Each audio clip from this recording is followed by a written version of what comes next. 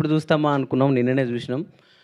మీరందరూ రాసి పెట్టుకోవచ్చు. వెబ్ సిరీస్‌లలో ఇదొక డిఫరెంట్ అంటే తరుణ్ భాస్కర్ గారు వచ్చిన తర్వాత తెలంగాణ మాట్లాడాలంటే అప్పుడు మాకు ఇండస్ట్రీలో సమైక్యాంధ్ర ఉన్నప్పటి నుంచి ఉన్నాం కాబట్టి భయమయ్యి గారులు, అండీలు తగిలించుకుంటూ వచ్చిందా రాలేదా అని 100 సార్లు చెక్ చేసుకునేటోళ్ళం. సో, ఎప్పుడైతే మీరు పెళ్లి చూపులు ఇలాంటి సినిమాలన్నీ వచ్చిన తర్వాత ఓహో! మన భాష మనం మాట్లాడొచ్చు ధైర్యంగా అని దానికి ఒక అందాన్ని తీసుకొచ్చారు మీరు భాషని. సో, భాషని మన భాషకి, మన స్లాంగ్‌కి కూడా ఒక అందాన్ని తీసుకొచ్చారు. ఈ 'మోతబరి లవ్ స్టోరీ' తర్వాత 'దొరసాని' సినిమాతో మధుర శ్రీధర్ గారు గూడా ఆ రోజు ఒక రకమైన ఎనర్జీ ఇచ్చారు. 'మోతబరి లవ్ స్టోరీ' తర్వాత ఈ మనిషి ఈయన ఉన్నాడు గదా! ఈయన కోసం కథలు పుడతాయి. చాలామంది కథలు రాసుకుంటారు.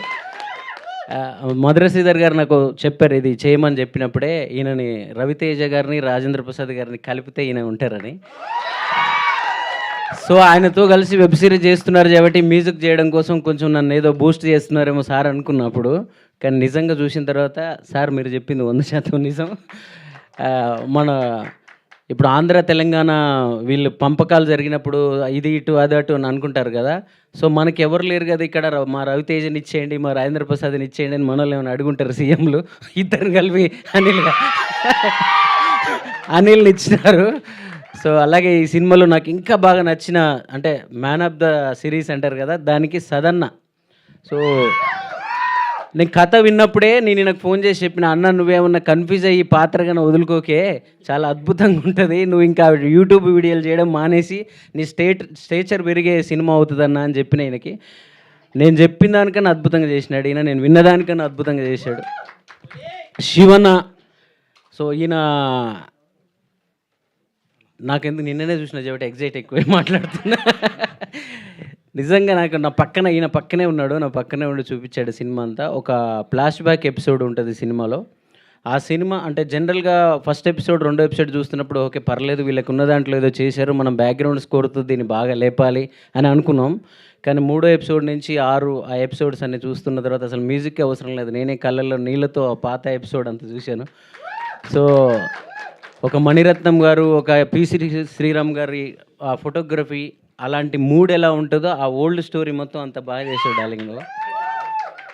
మీరందరూ ఆల్రెడీ మీ అందరికీ నేనేదో మ్యూజిక్‌తో చేయాలని అనుకున్నాను. మీరు ఆల్రెడీ నన్ను మించి చేసేసారు. సో, మేము జస్ట్ దాని ఫీల్‌ని తీసుకొస్తే చాలు మ్యూజిక్ అని అనిపించింది.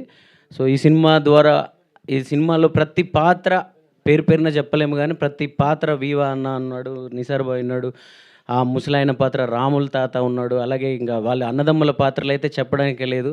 'నేనున్న గర్భంలోనే ఏడాది నువ్వున్నావు' అనే ఒక అన్నదమ్ముల పాటతో నేను అన్నదమ్ముల పాటకు చాలామందికి కనెక్ట్ అయ్యాను. కానీ ఈ సినిమాలో ఇద్దరు అన్నదమ్ములు ఉంటారు. ఇంక వాళ్ళ గురించి చెప్పడానికి లేదు. మీరు సినిమాలో చూడాల్సిందే. నేను చెప్పిన పాట అంత గొప్ప అన్నదమ్ములా కాదనేది మీరు చూడండి. అదే ఈ కథ.